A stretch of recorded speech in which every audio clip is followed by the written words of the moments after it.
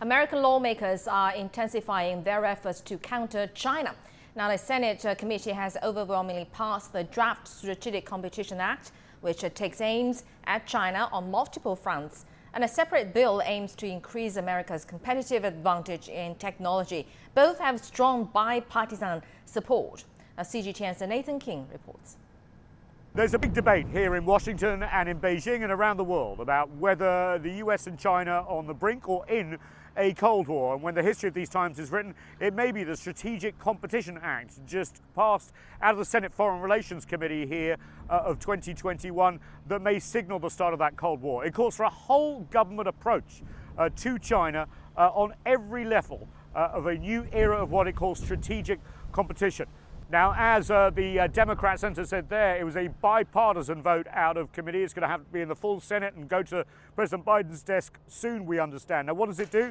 Essentially, it calls on the military in the Indo-Pacific to have more assets, to be more forward-facing, right up to China, as you know, as it is in Japan, with and also the freedom of navigation exercises, so-called, in the South China Sea. It also calls for all government departments to appoint people to basically focus on strategic competition with China. That's all government departments, those domestic and international. Quite incredible. It focuses on economics, changing supply chains. It also focuses on competing with China at the international level in organizations like the United Nations and the World Trade Organization.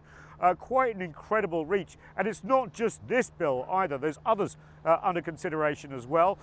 The China censorship bill, which will focus on universities having to say how much money they receive from China, which is the biggest investor in universities, although Britain and Canada and Saudi Arabia are up there with them. And also, there are other bills basically putting American money in the industries of tomorrow that they know that China is leading on at the moment. We're talking about 5G, we're talking about lithium batteries for electric cars, we're talking about artificial intelligence. Essentially, what this bill and others are doing is saying, China, we know you're succeeding in modernizing very rapidly, and we see that as a strategic threat. The one exception, of course, is cooperation on climate change. Nathan King, CGTN, just outside the US Capitol. Well, the Strategic Competition Act is calling for over $1 billion to increase Washington's global influence. And this includes over $650 million to fund foreign militaries in the Indo-Pacific region, some $450 million for the Indo-Pacific Maritime Security Initiative, and another $300 million to counter Chinese influence around the world.